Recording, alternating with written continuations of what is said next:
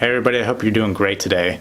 Now today I actually have a book review for you guys, and the book we're going to be reviewing is called Becoming Supernatural: How Common People Are Doing the Uncommon. Now I want to get into the overall book itself and kind of tell you briefly about what I thought of the book, and then I want to kind of get into some cons a little bit about what I figure the book I didn't really like about the book. And then I would like to get into some pros about the book. And then after that, I'll give you my last thoughts. So sit back, hold tight, and let's do this book review.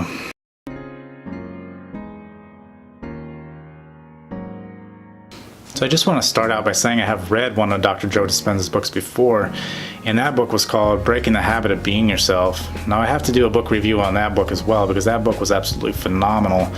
And leading up to that point, to that particular book, I had been meditating for a couple months. Now, I had tried a bunch of different apps, a bunch of different techniques I had learned, and I thought I was doing okay with my meditation, but I still wanted something more that would help me focus. And that's why I picked up that book. And come to find out, that book actually had some great information in it, some great techniques that I actually still use today in my meditations. So that book was phenomenal. That's what led me to purchase this book, the Becoming Supernatural. In this book, I was skeptical, I ain't gonna lie. Like, I don't recall the last book having a bunch of supernatural stuff. I know there was a supernatural aspect to it, but it seemed like it was more about technique, where this one was more based around the supernatural aspect of it.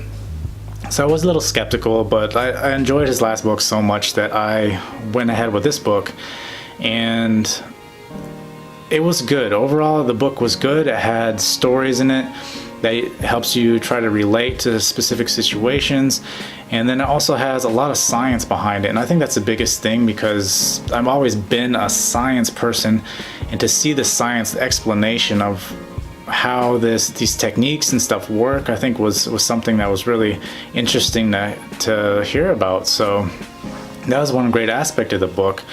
But one thing I did notice, or one thing I don't really care for the book, is it's really long.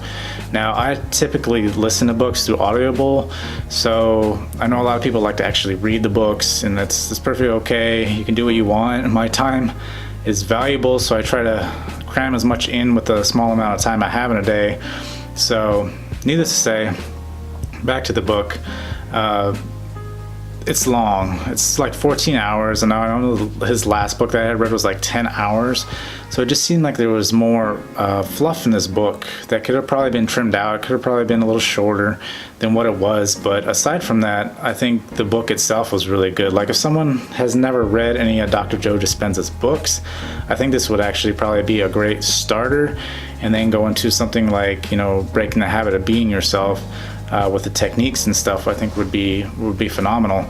So some of the pros to this book, I think, would definitely be the stories in the book, and trying to relate to some of the stories with these people getting in accidents or finding out they have cancer, and trying everything that they can to try to make themselves better, only to find that they come to Dr. Joe Dispenza and they pick up his techniques, and after going through this, that they start actually being able to heal themselves, which is, to me, in my mind, I think we don't really understand the power of the brain quite yet. And I know there's still a lot of research going on and stuff like that, so I'm open-minded about that stuff. I don't completely cut that stuff off.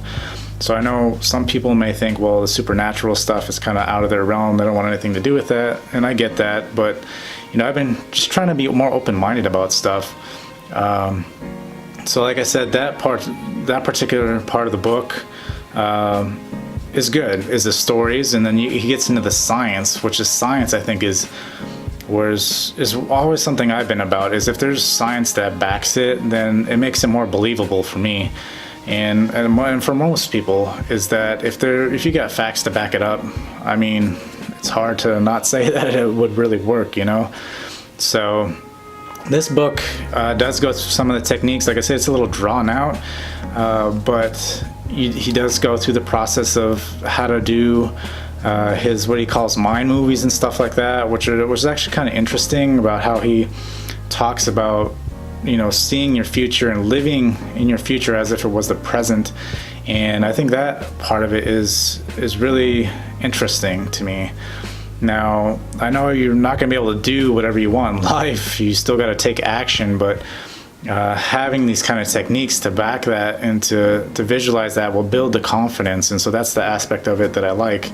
So overall, this book, I think, was a good book for anybody out there who's interested. If you haven't read any of his stuff, this would be a good starter, that's for sure. And if you guys got any questions in particular about the book, please let me know in the comments section. If you've read it, I'd like to see what you think about the book, actually. And so leave a comment down below on that as well. And if you guys are looking forward to any more book reviews or any other videos, please subscribe. And until next time, I will see you guys later.